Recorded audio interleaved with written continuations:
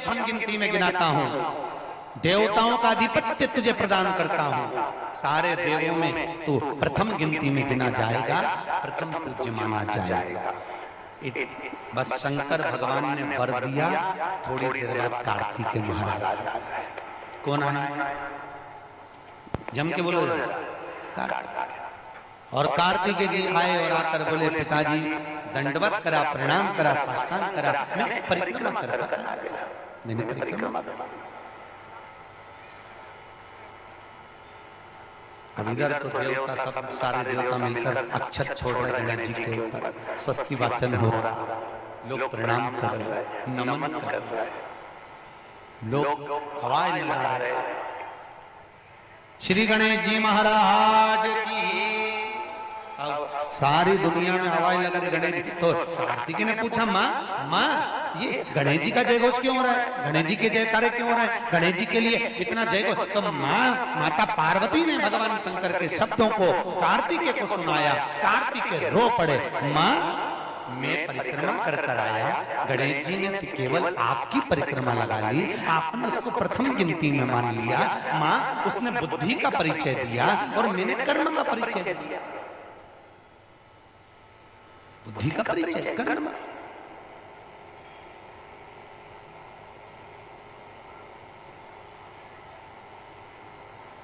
मैंने कर्म।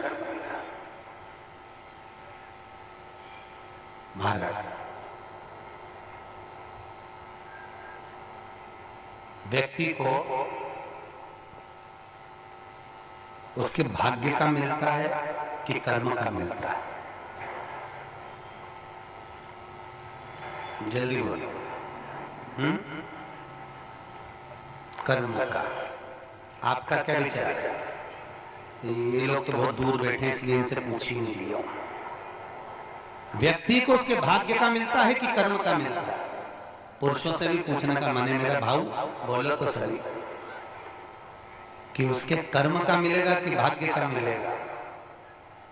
है दोनों का मिलेगा। मेरी माताएं जी आप बिल्कुल सही कह रही है, दोनों का ही चाहिए। काय का भाग्य का और कर्म का, ये दो है।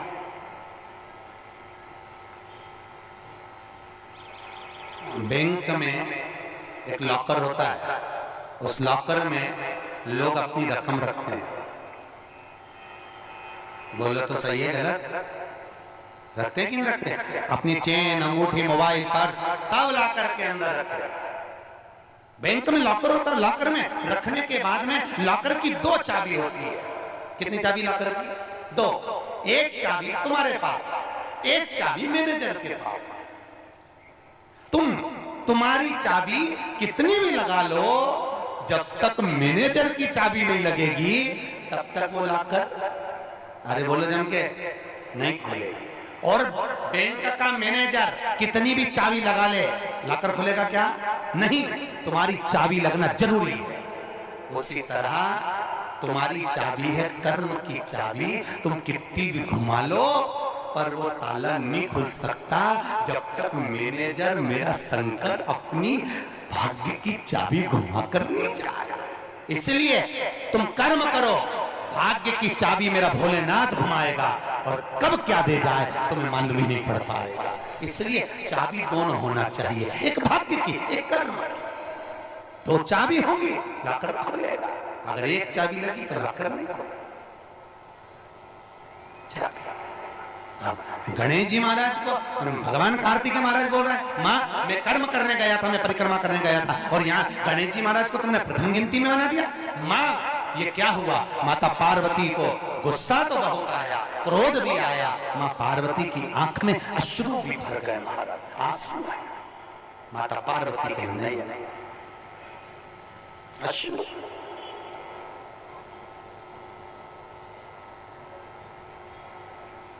माँ खड़ी हो गई। माता पार्वती ने आज खड़े होकर भगवान भोलेनाथ जी से निवेदन करा, आपने अपनी जिंदगी की ये गलती कर दी। क्या गलती? शंकर भगवान पूछ रहे हैं कौन सी गलती? तुमने गणेश जी को प्रथम गिनती में बना दिया, कार्तिकेय भी तो गया था। अगर कुछ थोड़ा सा आशीर्वाद रखना था तो कार्तिकेय के लिए रखना था, पर तुमने केवल गणेश को प्रथम गिनती में बनाया है, ये तुम्हारी गलती है। तो गणेश जी ने परिक्रमा भी तो करी है। माता पार्वती खड़े होकर शंकर भगवान से बोली, भोलेनाथ मैंने अपनी जिंदगी में आपसे कभी कुछ नहीं मांगा, पर आज तुम्हारी ये पार्वती तुमसे एक वर चाहती है। शंकर भगवान ने कहा, मांग, तुझे क्या चाहिए? पार्वती कहती है, आज के बाद तुम्हारी कभी पूर्ण परिक्रमा ना लगे, आज के बाद तुम्हारी कभी पूर्ण प्रदक्षिणा ना हो। पूर्ण नहीं होना चाहिए। शंकर की पूर्ण प्रदक्षिणा माता पार्वती ने कह दिया, भोलेनाथ आज के बाद ना हो, क्योंकि तुम भोले हो, तुम्हारे आसपास कोई घूम लेता है तुम उसको कुछ भी निकाल कर दे देते हो। होता है, दो बहुएं होती हैं, एक बहू रहती है पूना में, बोलो कहाँ? मुंडिया पूना, और दूसरी बहू तुम्हारे साथ रहती है। एक दूर रह रही है और एक तुम्हारे साथ रह रही है, पर सास को जो साथ रह रही है ना, रोज पूछ रही है, वो अच्छी नहीं लगती। वो जो दूर रहती है ना, उसका गुणगान 24 घंटे करती है। ये डोकरियों की आदत भी बुरी, बड़ी बुरी आदत। जो पास रह रही वो अच्छी नहीं लग रही, जो दूर रह रही ना वो दिवाली पे आती है, बस दिवाली पे 30 त्योहार पर आती है, और दिवाली पे आते हैं और आके पल्लू पल्लू लेके मम्मी जी करके आई करके बस 2-4 बार इधर उधर घूमेगी और सास इतनी खुश हो जाएगी।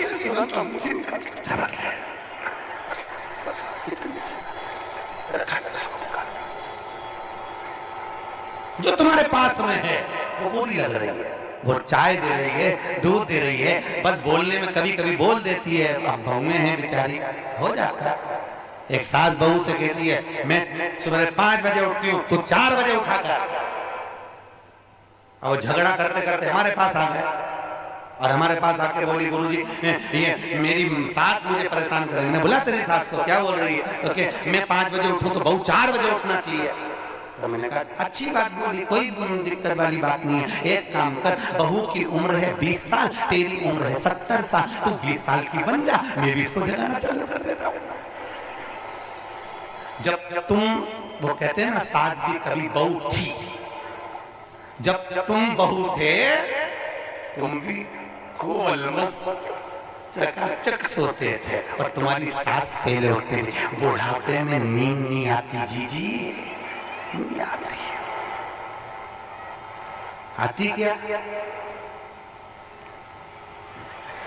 अरे बोलो तो, आती बुढ़ापे में। मनुष्य की उम्र, गधा की उम्र, कुत्ता की उम्र और उल्लू की उम्र बराबर थी। किस किस की? जम के बोलो। मनुष्य, गधा, कुत्ता, उल्लू, सबको पहचानती हो? ठीक है, सबकी उम्र बराबर है, 40-40 साल। मनुष्य पहले 40 साल का था, गधा 40 साल का था, कुत्ता 40 साल का था, उल्लू 40 साल का था, सबकी उम्र लेवल में बिल्कुल बराबर थी। भगवान के देर अंधेर कुछ ये ऊंचा नीचा लेवल अपने यहाँ चले, भगवान के नहीं चले। भगवान ने सबकी उम्र 40-40 साल, सबकी उम्र 40। एक दिन गधा भगवान के पास में आया और गधे ने भगवान से आकर कहा, अरे भोलेनाथ। भगवान शंकर ने पूछा, क्या हो गया? महाराज हमारी उम्र 40 साल की दे दी, हम लोगों का बोझा ढोते रहे, लोगों का वजन ढोते रहे, महाराज हमारी उम्र बिल्कुल आधी कर दो, बिल्कुल आधी, हमें इतनी लंबी उम्र नहीं चाहिए। भगवान ने कहा, ठीक है गधा, आज से तू 20 साल का। गधा कितने साल का हो गया? अरे जम के बोलो, 20 साल का। थोड़ी देर बाद मनुष्य, मनुष्य इको खत्म हो गया, धीरे नहीं आ रहा मनुष्य, और थोड़ी देर बाद में मनुष्य भगवान के पास पहुंचा। भोलेनाथ आगे आगे मनुष्य, और भगवान के पास जाकर बोला, भोलेनाथ। भगवान शंकर ने पूछा, तुझे क्या हो गया? भोलेनाथ 40 में मेरा क्या होगा? भगवान ने कहा, गधे की बच्ची है। कितने साल बच्चे? 20। मनुष्य कहा, दे दो प्रभु। भगवान ने कहा ले जा। कितने का हो गया? जम के बोलो 60 का। थोड़ी देर बाद कुत्ता आ गया।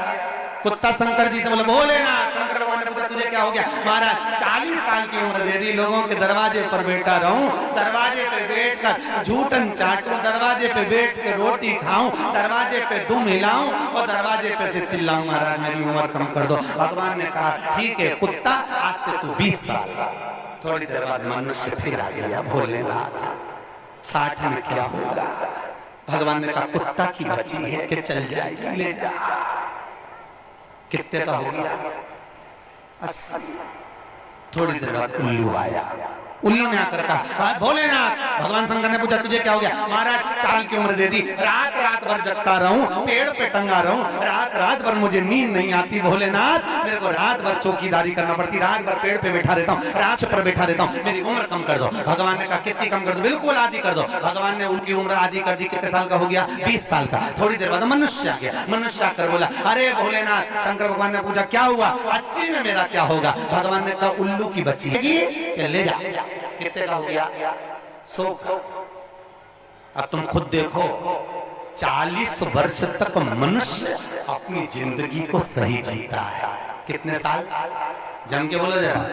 40 तक मनुष्य अपने जीवन को सही जीता है। खूब खाता, आराम से पछता, खूब पेंटिंग पेंटिंग सब चकाचक, कपड़े मपड़े सब जोरदार, रकम मकम सब पहने, खूब अच्छा लगे क्योंकि 40 वर्ष की जिंदगी तुम्हारी है।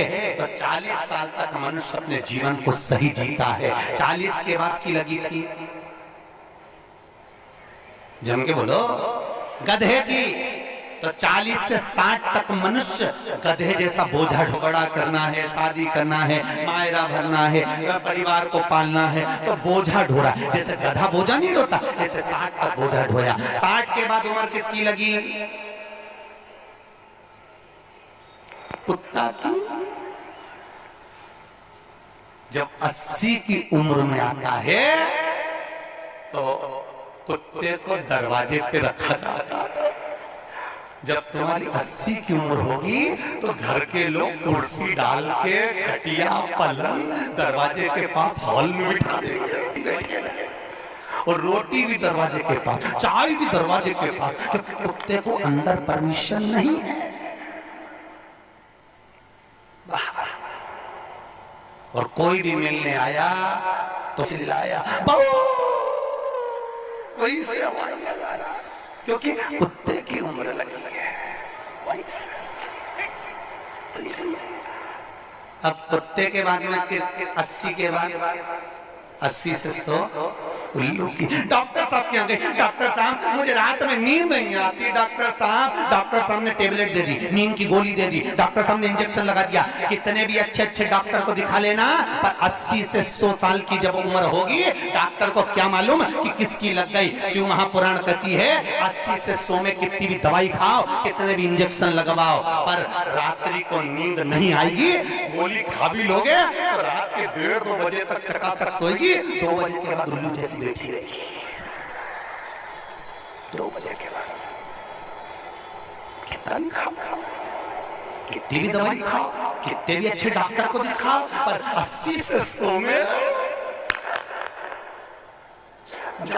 आधी रात को जागे। बहू के मम्मी सोनी आई, सोई ने आई के मारे नींद ही नहीं है। अब इसका कौन समझाए? उल्लू की लगी, कौन समझाए इसके? 80 से 100। अपन तो सब कथा छोड़ो, अपन अपनी कथा पे आओ। चलो महाराज, तो जो बहुत दूर रहती है ना वो अच्छी लगती है, जो पास में रह रही दूर के ढोल सुहावना ठीक नहीं है, श्रेष्ठ नहीं। भागवत ज्ञान गंगा की समिति वालों का श्रेणी की कथा 10-15 मिनट ज्यादा हो जाए तो दिक्कत तो ना है?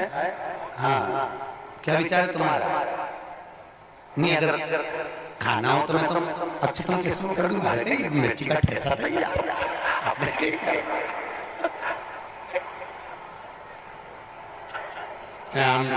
चावल आज तो चटनी का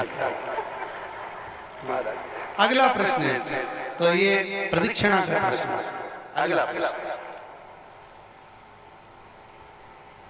शिवलिंग की पूजा करने के लिए शिवलिंग को घर में कहाँ रखें? जहाँ तुम्हारी मर्जी हो। अब ये तो भगवान शंकर को पूजा घर में रखो ना, जहाँ पूजा होती है, जहाँ देवता बैठा हुआ है।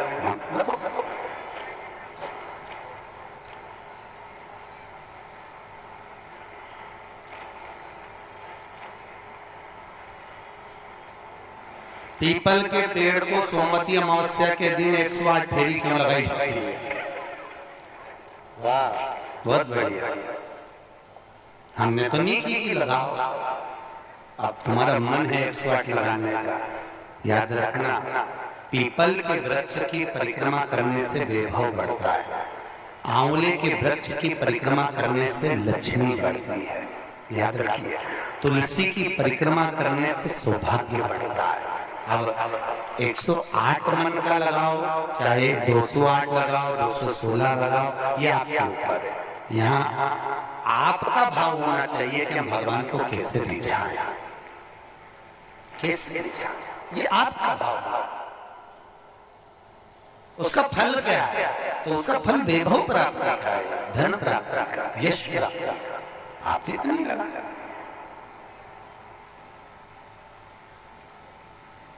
ऋषभदेव जी के पुत्र श्री भरत जी महाराज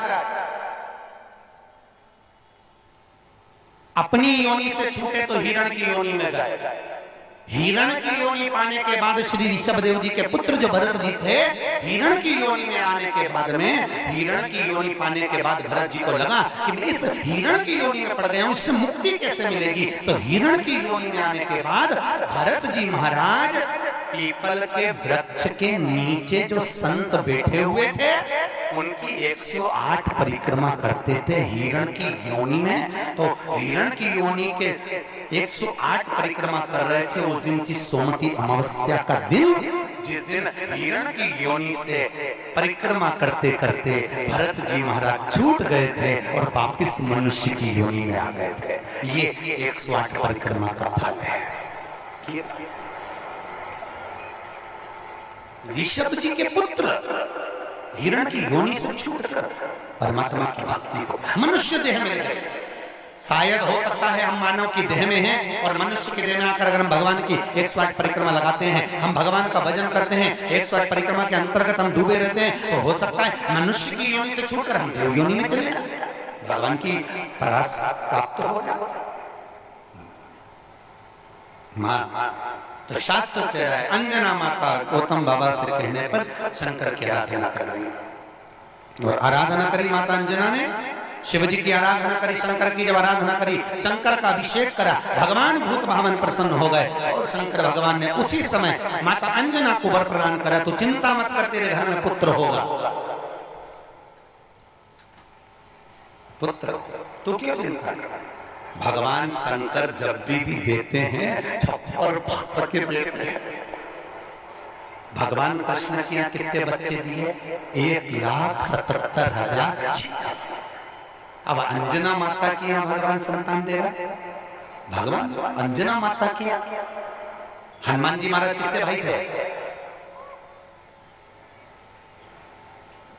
माता अंजना के गर्भ से जो संतान हुई थी, हनुमान जी महाराज सबके भाई कितने थे? हनुमान जी कितने भाई? अरे बोलो तो सही, हनुमान जी भाई कितने हैं? सगे भाई कितने हैं हनुमान जी महाराज? तो अंजना माता ने जब भगवान शिव की आराधना करी, शंकर की जब आराधना करी, तब भगवान शंकर प्रसन्न हुए। समय बीता, माता अंजना के गर्भ में भगवान शंकर के तेज पुंज को पवन देव ने ले जाकर माता अंजना के गर्भ में स्थापित करा। स्थापित करने के बाद पूर्णिमा के दिन, चैत्री पूर्णिमा के दिन, भगवान अंजना माता के गर्भ से शंकर का ही एक अवतार श्री हनुमान जी महाराज प्रकट हुए हैं। महाराज श्री हनुमान जी महाराज की। हनुमान जी सगे भाई हैं 6। कितने भाई हैं? 6 सगे भाई। सबसे पहले नंबर हनुमान, फिर गतिमान, केतुमान, धृतिमान, यतिमान, ऐसे हनुमान जी महाराज के 6 भाइयों का क्रम वर्णन किया गया। कितने भाई हैं? 6। हनुमान जी महाराज का एक भाई है जिसका नाम है गतिमान। क्या नाम है? गतिमान। और जिसके यहाँ पर फैक्ट्री हो, किसी भी तरह की फैक्ट्री हो, तो नट बोल्ट की हो, पानी की हो, किसी भी तरह की फैक्ट्री हो, फैक्ट्री में जरा सी भी तकलीफ आती है तो हनुमान जी महाराज के उल्टा पांव, लेफ्ट पांव के नीचे का सिंदूर लाकर गतिमान का नाम लेकर अगर फैक्ट्री पर स्वस्तिक बना दिया जाता है तो वो फैक्ट्री धड़ाके से चलना चालू हो जाती है, कभी खराब नहीं होती, कभी परेशान नहीं करती। महाराज गतिमान हनुमान जी के 3 नंबर का भाई, गतिमान का नाम है। ये जो राजनेता होते हैं ना, जब चुनाव लड़ने के लिए जाते हैं और उन्हें विजय प्राप्त करना है तो विजय पाने के लिए वो एक ही काम करते हैं। हनुमान जी के 3 नंबर का भाई गतिमान, उस गतिमान के नाम से जो व्यक्ति युद्ध करने के लिए जा रहा है या विजय पाने के लिए जा रहा है, अपने बराबर का लच्छा जानते हो, नाड़ा मोली, उसको नाप कर गतिमान के नाम से लपेट कर हनुमान जी के मंदिर में रख देता है और उस मोली को फिर अपने हाथ पर बांध लेता है तो वो हार नहीं सकता, विजय ही प्राप्त करेगा। गतिमान का इतना प्रभाव है, कुछ भी गतिमान है, वो नीचे नहीं गिरने, उसकी प्रखरता गतिमान। श्री हनुमान जी महाराज का प्रकट हुआ, अंजना माता के गर्भ से श्री हनुमान जी महाराज प्रकट हुए। पवन तनय संकट हरण मंगल मूर्त रूप, राम लखन सीता सहित हृदय बसौ सुर रूप। श्री हनुमान जी महाराज प्रकट हुए। देवताओं ने पुष्पों की वृष्टि करी, गंधर्व गान करे, अप्सरा नृत्य करी, चारों तरफ सुख समाहित हुआ। श्री हनुमान जी महाराज की, हनुमान जी महाराज प्रकट हुए।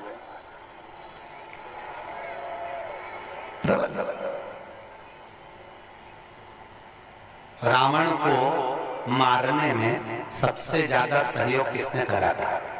अरे जम के तो बोलो, हनुमान जी। पूरी पृथ्वी पर सबसे ज्यादा मंदिर किसके हैं? बोलो तो हनुमान के। अपने करमाला में तुम गिनना, अगली बार आऊंगा तो पूछूंगा। अगर अगली बार भागवत ज्ञान गंगा यज्ञ समिति ने मान लो बुलाया तो पूछूंगा आपसे आके कि करमाला में कितने हनुमान जी के मंदिर हैं और राम जी के मंदिर कितने हैं। राम जी के मंदिर अगर 5 होंगे तो हनुमान जी के मंदिर 20 होंगे। कहीं बैठे हुए, कहीं बैठे, हनुमान हनुमान, ढेर सारे हनुमान। आखिर हनुमान जी के मंदिर ज्यादा, राम जी के मंदिर कम क्यों? नहीं तो राम के मंदिर ज्यादा होना चाहिए, हनुमान के मंदिर कम होना चाहिए। पर हनुमान के मंदिर ज्यादा इसलिए हुए क्योंकि हनुमान जी ने राम जी की इतनी सेवा करी कि भारत की भूमि पर सेवा पुजा गई, इसलिए हनुमान जी के मंदिर ही मंदिर बन गए। मंदिर तुम्हारे भी बन सकते हैं अगर तुम सही से माता पिता की सेवा करो तो। मंदिर बनने में देरी नहीं लगी, तुम करो तो मंदिर बन जाए। रावण को मारने में सबसे ज्यादा सहयोग किसका था? अरे बोलो जम के, हनुमान जी का।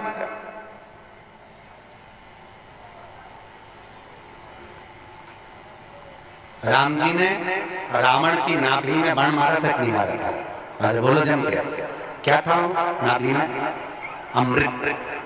तो जब रावण की नाभि में राम जी महाराज बाण रहे हैं तो रावण क्यों नहीं मर रहा? मर जा रावण, क्योंकि नाभि में अमृत है, वो तो सूख चुका है, मरे ना, फिर मरता क्यों नहीं है रावण? क्यों रावण राम जी से 10 मुख हो गए फिर भी नहीं मर पाया, फिर तैयार, फिर विभीषण कह रहा है कि ये रावण की नाभि में अमृत है, मारो। और राम जी बाण पर बाण छोड़ रहे हैं तो रावण नहीं मर रहा, धराशायी होकर नहीं गिर रहा, वहीं की वहीं खड़ा, स्थिर की स्थिर, मरने को तैयार नहीं। ये बड़ी विचित्र सिचुएशन है। मर ही नहीं दिया। चिंता लगी हनुमान जी को युद्ध देखते देखते। हनुमान जी महाराज समझ गए जरूर कोई बात है जिससे ये रावण नहीं मर गया। भगवान ने इतने बाण छोड़ दिया नाभि में, विभीषण कह रहे नाभि में मारो, नाभि में भगवान मार रहा तो भी नहीं मर रहा। हनुमान जी महाराज ने देखा युद्ध अपनी जगह चलता रहेगा, हनुमान जी गए लंका के अंदर पहुंच गए। एक पंडित जी का रूप रखा, संत का रूप रखा, गुरु का रूप रखा और ब्राह्मण का रूप रखकर हनुमान जी अंदर आए लंका में। और लंका में सब लोगों के हाथ देखने लगे। हाथ दिखाओ, अब सही सही बताया, हनुमान तो हनुमान, सबका भाग्य बता रहे। इतने में मंदोदरी के पास खबर पहुंच गई कि लंका में कोई ऐसा विद्वान पंडित आया है जिसको हाथ दिखा तो भाग्य बताता है। मंदोदरी निकल कर बाहर आ गई। मंदोदरी ने आकर कहा, ब्राह्मण देवता मेरा हाथ देखकर बताओ कि मेरा भाग्य क्या कहता है। इतने में हनुमान जी ब्राह्मण के रूप में थे। हनुमान जी ने कहा, पंडित जी बोले ब्राह्मण के रूप में, हनुमान जी बोले तेरे पति के ऊपर काल मंडरा रहा है और तेरा पति मरने को तत्पर खड़ा है। पर सुन ए स्त्री, तेरा पति इतनी जल्दी नहीं मर सकता, क्योंकि तेरे पति के पास जरूर कोई राज की बात है। इतने में मंदोदरी बोली, पंडित जी आपने बिल्कुल सही कहा, एक ऐसी राज की बात है, मेरा पति मर ही नहीं सकता। हनुमान जी तुरंत बोले, वो राज की बात या तो मैं जानता हूं या तू जानती है। इतने में मंदोदरी बोली, पंडित जी बिल्कुल सही बात है, जब मेरे पति रावण ने तप करा था, ब्रह्मा जी से वर मांगा था, तो ब्रह्मा जी ने कहा मांग तुझे क्या चाहिए, तो रावण ने कहा कि मैं अमर हो जाऊं, तो ब्रह्मा जी ने कहा ऐसा नहीं हो सकता। तो रावण ने कहा मेरी नाभि में अमृत दे दो, रावण को अमृत दे दिया। तब रावण ने कहा इतने में संतुष्टि नहीं होगी, एक बार और दीजिए, मुझे एक ऐसा बाण दो जिस बाण के लगने से नाभि में अमृत सूखे और मैं मरूं। मंदोदरी ने कहा मेरा पति जब तप कर कर आया था, उसको ब्रह्मा जी ने एक बाण दिया था, वो बाण मेरे पति ने मुझे लाकर दिया था। उस बाण को मैंने, जहां मैं शयन कक्ष में सोती हूँ, उस कमरे में मैंने दीवार के अंदर एक खंबे में चुनवा दिया है, सीमेंट से पक्का करवा दिया, वो किसी को मिलेगा ही नहीं। हनुमान जी अपने असली स्वरूप में आए, दीवार तोड़ी और बाण निकाला, राम जी को दिया, राम जी से कहा अब मारो, और जो बाण लगा तब जाकर वो रावण मरा, तब जाकर मरा। नहीं तो राम जी बाण मारते रहते, रावण चकाचक खड़ा हंसता हंसता। वो तो राम और हनुमान।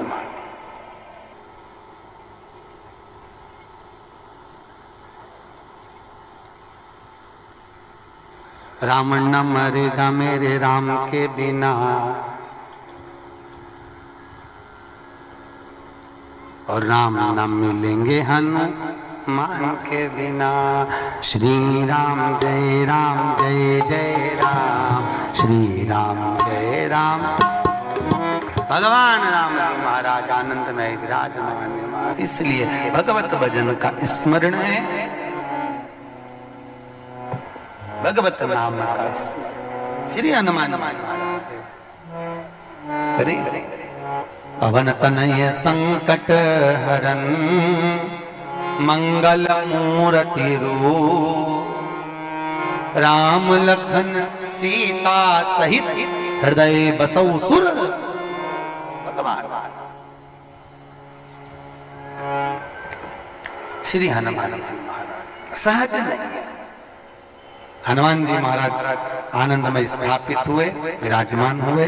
कुछ समय बीतता है महाराज, और उस समय की अनुकूलता में भगवान तुमरुका जी चंचुला देवी को भगवान शंकर के नंदन वन भ्रमण की चर्चा करते हैं।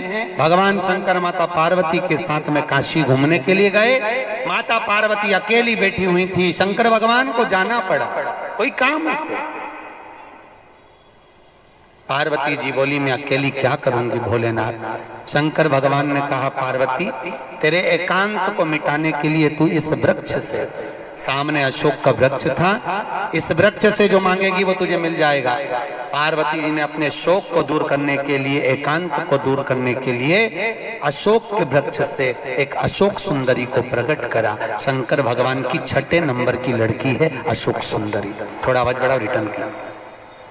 अशोक सुंदरी भगवान शंकर के 6 नंबर की लड़की अशोक सुंदरी। अशोक सुंदरी प्रकट हुई। भगवान शिव ने आनंद स्थापित कराया।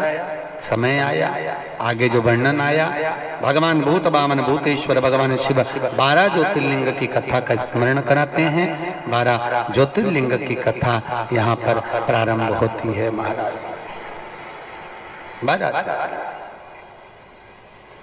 और 12 ज्योतिर्लिंग की कथा का स्मरण कराया।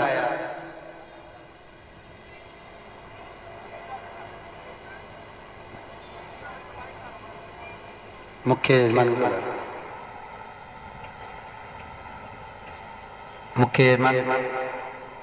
श्रेणिक जी के पुत्र है ना, उनको बुला।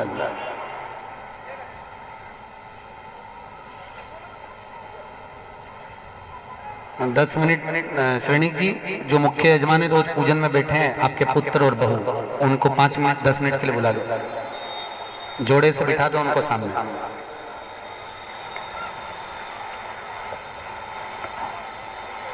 जोड़े से बिठा दो, कहीं पे भी यहीं सामने बिठा दो। भगवान 12 ज्योतिर्लिंग की कथा का स्मरण कराते हैं महाराज।